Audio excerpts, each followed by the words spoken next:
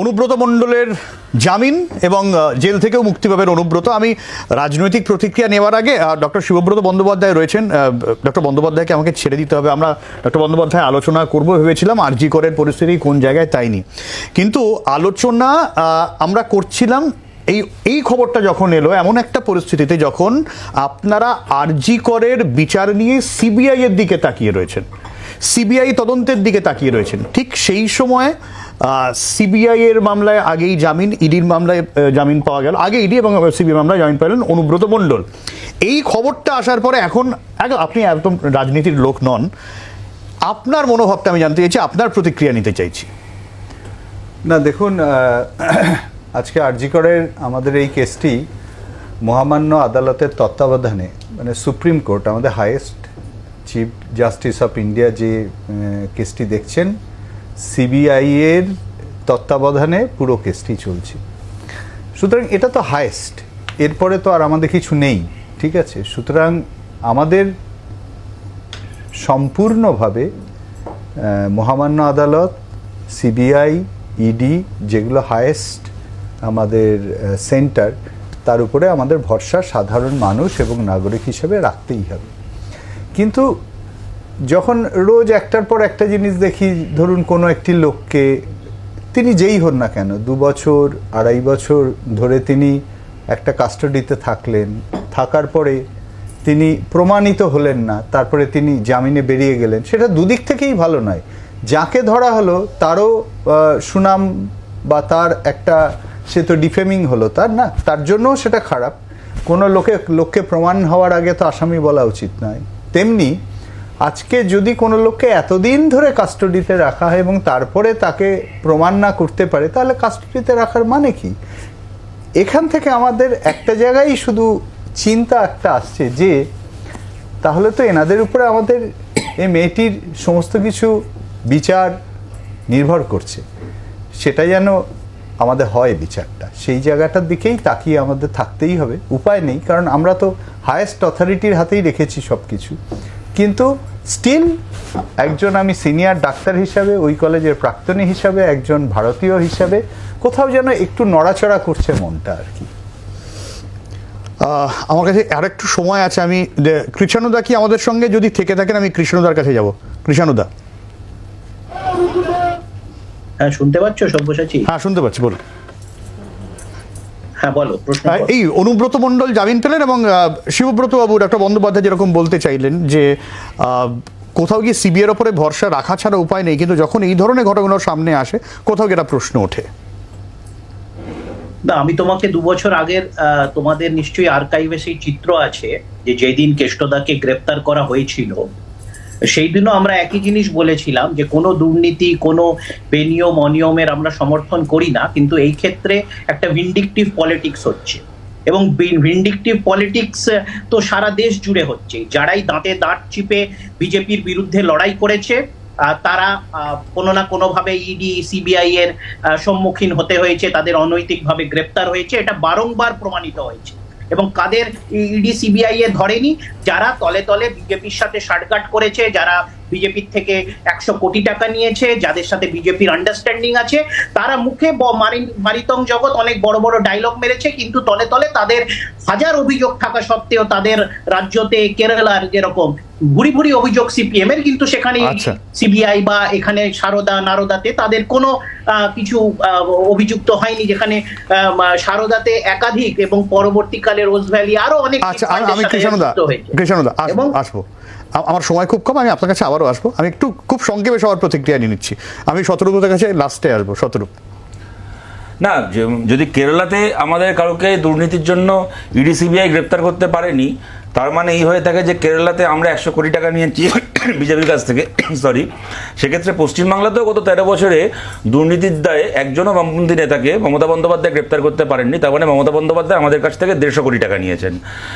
সুতরাং এই ধরনের না কি হয়, বাংলাটা কথা যে চিত হয়ে থুতু ফেললে নিজের গায়ে এসে পড়ে। তো ওই জন্য তৃণমূলের মানে সমর্থক বা প্রতিনিধিদেরকে বলছি, এমন ভাড়ামো করবেন না যে তীরটা ঘুরে আপনার দলের দিকে চলে যায়। আমরা যদি ভারতের বিচার ব্যবস্থা সম্পর্কে কারো যদি এতটুকু ধারণা থাকে, সে জানে এই যে দাঁড়িয়ে বলছে বেল পেয়ে গেছে মানে অনুব্রত ধোয়া তুলসী পাতা প্রমাণিত হয়ে গেছে, এই যে 2 বছর ধরে অসংখ্যবার তার বেল রিজেক্টেড হয়েছে, তার মানে তার বিরুদ্ধে কংক্রিট প্রমাণ ছিল বলে বিচারপতিরা বেল রিজেক্ট করেছেন। তারপরে একজন কেন বেল পায়? যে তদন্ত করছে যে সংস্থা, তারা যদি ইন ডিউ টাইম একটা তদন্তকে শেষ না করতে পারে, তাহলে সাবজুডিস অবস্থায় আন্ডার ট্রায়াল একজনকে দিনের পর দিন আটকে রাখা যায় না। সুতরাং একটা সময় গিয়ে তাকে বেল দিতেই হয়। ভারতে বলাই আছে bail is the rule, jail is exception. সিবিআইয়ের কাছে আমাদের প্রশ্ন, সুযোগ পাওয়ার পরেও 2 বছর হাতে পাওয়ার পরেও আপনারা কেন তদন্ত শেষ করলেন না, যার ফলে লোকটা আজকে বেল পেয়ে গেল? আমি এই উত্তর শতরূপদির কাছে নেব। শতরূপদি, অনুব্রত মণ্ডল জেল থেকে বেরোবেন, সাধারণ মানুষ কি জামিন, কি বৃত্তান্ত, কি তদন্ত প্রমাণ করতে হয়, এই বিষয়গুলো অতটা দেখতে চান না। তারা এটুকু বোঝেন অনুব্রত মণ্ডলকে আপনারা একাধিক দোষে অভিযুক্ত করেছেন এবং বিজেপির তরফ থেকে আম আদমি পার্টির অরবিন্দ কেজরিওয়াল এবং আবগারি দুর্নীতিতে আপেদের একাধিক নেতার জেল যাত্রা নিয়ে বিজেপির তরফ থেকে এই যুক্তিটা বারবার আনা হয়েছিল যে আদালত তো জামিন দিচ্ছে না তাদের, তার মানে কিছু না কিছু আছে। আজকে যখন অনুব্রত মণ্ডল জামিন পান, তখন কি এই বিষয়গুলো ধোপে টেকে? আমি অনুব্রত মণ্ডলের সওয়াল করতে যাচ্ছি না, কিন্তু সাধারণ মানুষের মনে ধারণা তৈরি হলো যে এই বিষয়টা নিয়ে কি হলো, এটা নিয়ে তো একটা প্রশ্ন ওঠে। এবং প্রশ্ন উঠছে কখন, যেরকম ডক্টর বন্দ্যোপাধ্যায় বললেন যে আজকে আরজি কর নিয়ে গত 1-1.5 মাস ধরে আমরা টানা আওয়াজ তুলছি, সিবিআইয়ের ওপরে ভরসা রাখছি। আজকে সেই সিবিআই তদন্তেও যখন তথ্য প্রমাণ লোপাট অথবা ষড়যন্ত্র, সন্দীপ ঘোষ এবং অভিজিৎ মণ্ডল টালা থানার অপসারিত ওসি, ধৃত ওসি, তাদের যখন আদালতে তোলা হচ্ছে, আদালত প্রশ্ন করছে প্রমাণ পেয়েছেন কি, তখন সিবিআইয়ের ওপরে কোথাও গিয়ে ভরসা সাধারণ মানুষের একটু হলেও নড়বড়ে হয়ে যায় নাকি? সব্যসাচী, আমি মানলাম যে অনেক মানুষের, সাধারণ মানুষ তারা এত কমপ্লিকেশন বোঝে না, তাদের বোঝানোর দায়িত্ব মিডিয়ার বিভিন্ন চ্যানেলের, এবং যেখানে আমরা আমাদের বক্তব্য রাখার সুযোগ পাই। আমি সেই সাধারণ মানুষকে তোমাদের মাধ্যমে আমি বিজেপির তরফ থেকে ক্লিয়ার বার্তা দিতে চাই যে বেল মানেই যে, হ্যাঁ ঠিক আছে, বেল মানে 10 লক্ষ টাকা বন্ড, 10 লক্ষ টাকা তার কাছে আছে, সে পার্সোনাল বন্ডে সে বেরোবে আফটার 2.5 ইয়ার্স। এটা আমার মনে হয় না উৎসবের কোনো কারণ আছে বা স্বস্তির কোনো কারণ আছে বলে। তাকে সিবিআই ধরেছে। আমরা বহুবার দেখেছি যখন সিংহ, যখন ছোট ইঁদুর বা নেংটি ইঁদুর বা ইভেন কোনো ছোট পশুকে ধরে, অনেক সময় তাকে খেলিয়ে খেলিয়ে তারপরে মারে। সিবিআই কি করবে আমার পক্ষে বলা সম্ভব না, কিন্তু there is a system. Bail পাওয়া মানেই যে সে একেবারে বেকসুর খালাস হয়ে গেল, সেটা ভাববার কোনো কারণ নেই। বেল দিয়েছে, জুডিশিয়াল প্রসিডিংসে 2.5 বছর হয়ে গেছে, বিভিন্ন কারণে হয়তো বেল পেয়েছে, বাট দ্যাট ডাজেন্ট মিন যে এটা নিয়ে বিশাল কিছু নাচানাচি করতে হবে বলে। অন্য যে কথাটা তুমি বলছো যে সিবিআইয়ের ওপর ভরসা, আমি বারবার বলেছি যে সিবিআইয়ের মুখপাত্র বিজেপির আমরা কেউই নই। আমরা বিজেপির মুখপাত্র, আমরাও কিন্তু সমস্ত মানুষের মতন, চাতক পাখির মতন সুপ্রিম কোর্ট অফ ইন্ডিয়াতে সিবিআই সিলড অ্যানভেলপে কী দিয়েছে, নেক্সট হিয়ারিংয়ে কী হবে, সিবিআই এরপরে কী পেলো, কী হতে চলেছে, এটার দিকে আমরাও তাকিয়ে আছি। শতরূপ, দেখুন, আমি একটা কথা বলছি যে শতরূপা যে কথাটা বললেন যে আমরা সিবিআইয়ের মুখপত্র বিজেপির আমরা কেউ নই, মুশকিলটা হচ্ছে কি, যখন এই অনুব্রত পার্থ চট্টোপাধ্যায় গ্রেপ্তার হয়, তখন এই শুভেন্দু অধিকারী গলা শিরা ফুলিয়ে ফুলিয়ে বলে, আপনাদের মনে আছে, কে ধরলো, কোথাকার পুলিশ, মোদির পুলিশ ধরেছে, দিল্লির পুলিশ ধরেছে, এগুলো বলেন। এগুলো মুশকিলটা যে কেউ যখন গ্রেপ্তার হবে তখন মোদির পুলিশ ধরেছে, মোদির পুলিশ ধরেছে, অতএব আমরা যা করার করেছি, আমাদের ভোট দাও, হিসাব করবেন। তারপর তারা যখন কদিন পরে হাতের আঙুল দিয়ে বেরিয়ে যাবে, আঙুলের ভাগ দিয়ে, তখন বলবেন আমরা কি করবো, আমরা তো সিবিআইয়ের মুখপাত্র নেই। এইটা করলে তো হয় না।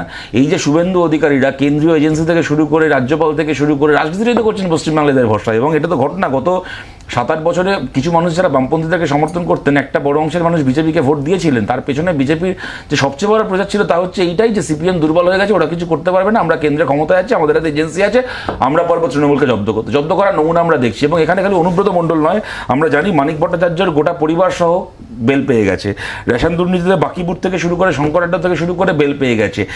একটা ঘটনায় সারদা থেকে শুরু করে, নারদা থেকে শুরু করে, আগে দেখো 10-12টা কেসের মধ্যে একটাতে প্রমাণ লোপাট হলো, দুটোতে প্রমাণ লোপাট হলো, তদন্ত শেষ করতে পারলো না, এটা হয়। একটাতেও তদন্ত শেষ করতে পারে না, এটা প্রমাণ লোপাট হয়ে গেছে নাকি সিবিআই লোপাট হয়ে গেছে তো বুঝতে পারছি না। একদমই। আমি আসবো কৃষ্ণদার কাছে, আসবো। সিবিআই তদন্ত করলো বা তদন্ত কতটা করতে পারলো বা দোষী সাব্যস্ত করতে পারলো না, এই বিষয়গুলো তো থাকবেই, কিন্তু সাধারণ মানুষের আরেকটাও তো প্রশ্ন থাকতে পারে। কাউকে আচমকা সিবিআই ধরে রাজনৈতিক প্রতিহিংসা মানে উদ্দেশ্যের নিয়ে তুলে ধরে নিয়ে জেলে ভরে দিল, এরকমটা তো হয় না। কিছু না থাকলে কিছু কি ঘটতে পারে বলে আপনার মনে হয়? যদি কিছু থেকে থাকে বলেই তো বিষয়টা হচ্ছে, প্রমাণ অপ্রমাণ সেগুলো পরে। রাজনৈতিক প্রতিহিংসার কথা আপনারা বারবার বলছেন, কিন্তু এভাবে যাকে তাকে কাউকে কিছুই না থাকলে ধরে আনা যায়? একদম, সুপ্রিম কোর্টই তো বলেছে, আমাদের আলাদা করে বলার দরকার নেই তো। সুপ্রিম কোর্ট তো বিস্ময় প্রকাশ করেছে যে ইডি এবং সিবিআই বিগত বেশ কিছু বছর ধরে যাদেরকে যেই তথ্য প্রমাণ, তুমি তো বললে তত্ত্ব, দুটো জিনিস হয়, একটা তত্ত্ব একটা তথ্য। তথ্য মানে ইনফরমেশন, আর তত্ত্ব মানে হচ্ছে থিওরি। এইগুলো তো সব থিওরি হচ্ছে, একটা থিওরি বলে দিলাম, অমুকের দিকে একটা দাগিয়ে দিলাম। আসলে বাম বিজেপির প্রবলেম হচ্ছে তারা একটা বড় অংশের গদি মিডিয়ার সাহায্যে ভাবছে ট্রোলিং এবং বুলিং করেই পুরো ইকোসিস্টেমটাকে চালাবে। আরে গদি মিডিয়া থেকে বেরোলে, দিনকে রাত করলে বাইরেটা রাত হয়ে যাবে না, বাইরেটা জানলা খুলে দেখতে হবে বা যেতে হবে, সেইখানে বাস্তবে চিত্র দেখতে হবে, বাস্তবে রাজনৈতিক মাটি দেখতে হবে। যে তথ্য, শুধু তথ্য ফাঁসিয়ে দিলে হবে না, যে আমি একটা ইনফরমেশন সার্কুলেট করে দিলাম, একটা তথ্য, একটা থিওরি দিয়ে দিলাম, তারপরে সব। গরু পাচার যদি হয়ে থাকে, গরুগুলোতে এসছে হরিয়ানা এবং ইউপি থেকে, তাহলে গরুগুলো যারা পাঠালো, যারা বেনিফিশিয়ারি, বর্ডার দিয়ে পার হলো, বিএসএফ যারা, তারা তো কাউকেই ধরতে দেখলাম না। শুধু অনুব্রত মণ্ডল, একটা দ্বীপপুঞ্জ প্রায় বীরভূম জেলা, এবং এখানে শতরূপ অনেকগুলো কথা বললো, আবার বললাম ওই তথ্য আর তথ্য। এইটা তো কেন কি সিপিএম এর উকিল নেতারাই তো। কৃষ্ণদা যদি আমি এই তো আপনার এই যুক্তিটাও মানি যে গরু পাচার হলো, গরুগুলো কোথা থেকে এলো, সেখানে যে বিজেপি শাসিত রাজ্যের কথা আপনি বলছেন তাদের কেন পাকড়াও করা হলো না, এই যুক্তি মানলাম, কিন্তু এটাও তো ঠিক, আমি ধরে নিচ্ছি এটা প্রশ্ন ঠিক, কেন তাদের গ্রেফতার করা হলো না? কিন্তু তার মানে এটাও তো ঠিক ধরতে হবে, তার মানে এখানেও কিছু হয়েছিল, তার মানে যদি কাউকে এখানে গ্রেফতার হয়ে থাকে ধরে নিতে হবে টেকনিক্যালি। কেন্দ্র সরকারের রিপোর্ট আছে 1991 থেকে 2011 অবধি গড়ে প্রত্যেক বছর 12 থেকে 14 লক্ষ গরু এখান থেকে বাংলাদেশে গেছে। তো তার তদন্তের কি হল? এবং এখানে বলে রাখি, 100 কোটি টাকা সিপিএম বিজেপি থেকে নিয়েছে, সেটা আমাদের অভিযোগ না, বিজেপি সিপিএম এর সাংসদ আব্দুল্লাহ কুট্টি অভিযোগ করেছে। তো সেই ফ্যাকচুয়ালটা শতরূপ, তার বিরুদ্ধে তো কোনো তদন্ত হলো না। সেও তো অভিযোগ করেছে। অরবিন্দ কেজরিওয়ালের বিরুদ্ধে যদি অভিযোগের ভিত্তিতে তাকে 6 মাস জেল খাটতে হয়, হেমন্ত সোরেনের আরেকজন অভিযোগ করেছেন উইদাউট এনি প্রমাণ, তাকে জেল খাটতে হলো, তাহলে আমি একটু আসবো, ঠিক আছে। আমি কারোর বলার সময় বলছি না, আশা করছি সেই সৌজন্য মোটামুটি সবাই প্র্যাকটিস করবে। কথাটা হচ্ছে যে সুপ্রিম কোর্টের বিষয় নিয়ে কথা হলো, সুপ্রিম কোর্ট তো বিভিন্ন ব্যাপারে বিস্মিত। যেমন দেখলাম কদিন আগে সুপ্রিম কোর্ট বিস্ময় প্রকাশ করলেন রাজ্যগড়ের ঘটনায়, যে কলকাতা পুলিশ লালবাজার যে ভূমিকা পালন করেছে, বিচারপতি বলছেন আমি আমার 30 বছরের জীবনে সেই ভূমিকা দেখিনি। কিন্তু মুশকিলটা হচ্ছে গদি মিডিয়ার বদলে যারা দিদি মিডিয়ার কোলে বসে আছে তাদের কানে এই বিষয় পৌঁছবে না। 2 নম্বর একটা কথা শুনলাম যে হরিয়ানা ইউপি থেকে গরু এসছে, ঠিক কথা। এখন কে এদেরকে বোঝাবে যে হরিয়ানা থেকে ইউপি থেকে যদি গরু একটা মধ্যপ্রদেশে ঢোকে, মধ্যপ্রদেশ থেকে ছত্তিশগড়ে ঢোকে, ছত্তিশগড় থেকে ঝাড়খণ্ডে কি উড়িষ্যায় ঢোকে, সেখান থেকে বাংলায় ঢোকে, এটাকে গরু পাচার বলে না। এক রাজ্য থেকে আরেক রাজ্যে গরু যেতেই পারে, যখন দেশের সীমানা টপকানো হয় পারমিশন ছাড়া, সেইটাকে বলা হয় গরু পাচার। কিন্তু এদেরকে কে বোঝাবে? হরিয়ানা থেকে উত্তরপ্রদেশে গরু আসে, সেটাই গরু পাচার। এইবার কথাটা হচ্ছে যে 3 নম্বর কথা হচ্ছে যে বিএসএফ এর ভূমিকা, 100 বার বিএসএফ এর ভূমিকা আছে, আমরা তো জানি। সতীশ কুমার বলেছেন বিএসএফ কমান্ডার, তো গরু পাচার কেসে গ্রেপ্তার হয়েছে, তো মিথ্যে কথা বললো, কোনো বিএসএফ এর বিরুদ্ধে ব্যবস্থা নেওয়া হয়নি। 2 জন বিএসএফ কমান্ডার গ্রেপ্তার হয়েছে, তার মধ্যে একজনের নাম সতীশ কুমার, আমার নামটা মনে পড়ছে না, একজনের মনে পড়ছে না, গুগল করলেই দেখা যাবে। একদম মিথ্যে কথা বললো, বসে তৃণমূল করে মিথ্যে কথা বললো। সিপিএম এর কোন নেতা নাকি 100 কোটির কথা বলেছে। তাহলে বিজেপির নেতা কৃষ্ণ মৈত্র কয়েক বছর আগে অব্দি বিজেপিতে থাকাকালীন তৃণমূলের বিরুদ্ধে কি কি বলেছে সেগুলোকেও এখন বার করা হোক। এই যে একটু আগে আলোচনা শুরু করলো, মাঝখানে আমিও বলবো তো, পরের বার আমিও বলবো তো, এটা সময় পাবে, তুমি বলার সময় পাবে। তুমি যদি ঠিক করো তুমি আমার সময় বলবে, তাহলে আমিও তোমার সময় বলবো, কেমন? আলোচনাটা শুরুর সময় তো বললো, আলোচনার সময় তো বললো যে 2 বছর আগে যেদিন অনুব্রত গ্রেপ্তার হয়েছিল আমি কি বলেছিলাম, এটা মনে রেখো। হ্যাঁ, তোমার বলার সময় মনে রেখো। কেমন? কৃষ্ণ দাস তোমার কাছেই আসবে, এটা মনে রেখো। হ্যাঁ, শোনা, এটা মনে রেখো। না না না, আজ থেকে 2 বছর আগের ওর কি বলেছিল তার রেকর্ড বার করতে বললো। আমি বলছি 5 বছর আগের রেকর্ড বেরো, দেখবে একটার পর একটা মমতা ব্যানার্জির নামে খিস্তি। সুতরাং ওইসব কথা বলে লাভ নেই। পশ্চিমবাংলায় চাকরি দুর্নীতির হয়েছে কিনা, পশ্চিমবাংলায় গরু পাচার হয়েছে কিনা, কিছু গরু বাংলাদেশে গেছে, কিছু গরু তৃণমূলে গেছে, কিন্তু গরু পাচার হয়েছে কিনা পশ্চিমবাংলা, এগুলো তো মিথ্যে নয়। এখন প্রশ্নটা হচ্ছে ওরা তো গায়ে লাগছে কেন? প্রশ্ন তো করছি সিবিআই সিবিআইকে। সিবিআই সত্যি সত্যি একাধিক লোককে গ্রেপ্তার করছে বিভিন্ন মামলায়, তদন্ত কয়েকদিন এগোচ্ছে, তারপরে বলছে আমরা আর কিছু করতে পারবো না, ছাড় পেয়ে যাচ্ছে। এই যে শত্রুবা এর আগে বলার সময় বললেন আরজি করের প্রমাণ নষ্ট করা, ঠিক কথা। তেমন আবার এইটাও ঘটনা, ভারতের ইতিহাসে কটা এরকম ঘটনা দেখাতে পারবেন বলুন তো, যে একটা ঘটনা ঘটার পরে 96 ঘন্টার মধ্যে সিবিআই তার তদন্তের দায়িত্ব পেয়ে গেছে। আমাদের দেশে ল অ্যান্ড অর্ডার হচ্ছে স্টেট সাবজেক্ট, যে কোনো ঘটনা ঘটলে রাজ্যের পুলিশ আগে তদন্ত করে, 5 মাস 6 মাস অনেক সময় 5 বছর পরে সিবিআই তদন্তভার পায়। এক্ষেত্রে 4 দিনের মধ্যে তদন্তভার পেয়ে গেছে। তারপর যদি বলে যে আমরা তদন্ত করতে পারবো না, প্রমাণ লোপাট হয়ে গেছে, তাহলে কি যোগ্যতা আছে আপনাদের কেন্দ্রীয় সরকারের গোয়েন্দা হওয়ার? সুতরাং আজকে গোটা দেশের মানুষ, গোটা রাজ্যের মানুষ দেখতে পাচ্ছে, ধরুন হতে পারে অনুব্রত মণ্ডলের কোনো দোষ নেই, তাহলে গ্রেপ্তার করাটা অন্যায় ছিল, কিন্তু একটা লোককে গ্রেপ্তার করবেন 2 বছর 3 বছরের জন্য, বাজার গরম হবে, কিন্তু আলটিমেটলি কনভিকশন হবে না, কোনো একটা ক্ষেত্রে কোনো ন্যায় হবে না। এইটা ভারতের নাগরিক হিসেবে আমরা বারবার মানবো কেন? কৃষ্ণদা না, এগুলো তো আমি বললাম তো, ট্রোলিং আর বুলিং দিয়ে তো ভোট হয় না, তো নেট ফল হচ্ছে শূন্য। আরে কি দিয়ে ভোট হয় না? তুমিও তো ভোটে প্রার্থী হয়ে গেছিলে। তুমি কোন পাড়ার এমপি গো তুমি? তুমি কোন পাড়ার এমপি? কবটে হেরেছিলে কমিউনিটিতে? কোম্পানির দ্বারা থার্ড হয়েছিল তো কমিউনিটিতে? বিজেপি আনতে পারেনি। বিজেপির প্রার্থী হয়ে থার্ড হয়েছিল তো কমিউনিটিতে? মুখে বিজেপির প্রার্থী হয়ে কত কবট পেয়েছিলে? কমিউনিটিতে জমানত ছিল, জমানত বাজেয়াপ্ত হয়েছিল তো বিজেপির ক্যান্ডিডেট হয়ে কমিউনিটিতে? প্লিজ কৃষ্ণদা বলতে দিন। উনি বলতে দিচ্ছিলেন? বললাম তো, না আমি জিজ্ঞেস করছি, কমিউনিটিতে জমানত বাজেয়াপ্ত হয়েছিল তো 2016 সালে? প্লিজ আরে বাবা, ভোটে শূন্য বলছিলেন, ভোট প্রচার করবে, আমরা ভোটে শূন্য বলে না, ভোট প্রচার করবে। প্লিজ নেট ফল শূন্য। সব গরু পাচার হয়, কয়েকটা থেকে যায়। আরে তোমাদের সময় সব গরু পাচার হয়, কয়েকটাকে রেখে যায় কেন আমি বুঝতে পারি না। এখন কমিউনিটিতে কত ভোট পেয়েছিলে?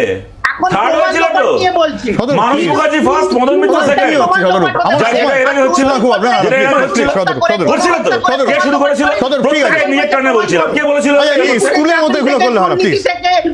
গণহত্যা থেকে সব প্রমাণ লোপাট করেছে, 3 ঘন্টাতে প্রমাণ লোপাট হতে পারে। তোমাকে তো বিজেপি থেকে প্রমাণ লোপাট করে নিল, তোমার আবার গণহত্যার প্রমাণ কি? এই তো সেদিন অব্দি বিজেপি করতে, মমতা ব্যানার্জি অভিষেক ব্যানার্জিকে চোর বলতে। প্লিজ কি ব্যক্তিগত বিষয় ছাড়ো না, কি ব্যক্তিগত বিষয়? রাজনৈতিক কথা বলছি, ব্যক্তিগত বিষয় এর কি বেশি বলছি? তো ওর কাছে কিছু নেই, এর বেশি তো ব্যক্তিগত কিছু বিষয় নেই। কি? এসে বলছে কতদিন আগে আপনি নিজে বিজেপি করতো, এখন এসে বলছে সিপিএম হেরে গেছে, তৃণমূল ভোট বাজার করবে। 1 মিনিট সময় আছে, আমি কারোর সাথেই কথা বলতে পারলাম না। বুলিং এন্ড ট্রোলিং এর প্রোডাক্ট, কে গিয়ে বুম ধরবে? আরে তুমি তো আরএসএস এর প্রোডাক্ট, এটা তো মিথ্যা নয়। আরএসএস তুমি তো বিজেপির প্রোডাক্ট। আচ্ছা আমরা বুলিং এর প্রোডাক্ট, তুমি বিজেপির প্রোডাক্ট, স্বীকার করো। পরিণত হয়েছে তো। তুমি বিজেপির প্রোডাক্ট।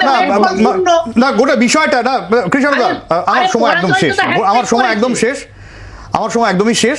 গোটা বিষয়টা এই জায়গায় দাঁড়াচ্ছে, কে বলেছিল অনুব্রত মণ্ডল দোষী কি দোষী না সেটা প্রমাণ করার দায় অবশ্যই তদন্তকারী সংস্থার, কিন্তু অনুব্রত মণ্ডল যখন জামিন পেয়ে যান তখন তা নিয়ে তৃণমূল কংগ্রেস প্রশ্ন তুলতেই পারে, কিন্তু প্রশ্ন হচ্ছে যে অনুব্রত মণ্ডল সম্পর্কে যে তথ্য সামনে এসেছিল তাতে এই জামিন কেন, কি কারণে তা নিয়েও প্রশ্ন উঠতে পারে। এবং এই ঘটনা যখন ঘটলো তখন আমরা আরজি কর নিয়ে গত 1-1.5 মাস ধরে টানা আলোচনা করছি, সিবিআই এর তদন্তের উপরে ভরসা করছি। আজকেও আদালতে সিবিআইয়ের কাছে হাইকোর্ট প্রশ্ন তুলেছে যে সন্দীপ ঘোষ এবং অভিজিৎ মণ্ডলের বিরুদ্ধে তথ্য প্রমাণ লোপাটের প্রমাণ কি। ফলে বিচারের দাবি যে আমরা করছি সেটা কোন জায়গায় যাবে সেদিকে কিন্তু অবশ্যই নজর থাকতে হবে। আপাতত এখানে শেষ করছি, সঙ্গে থাকুন জি 24 ঘন্টা।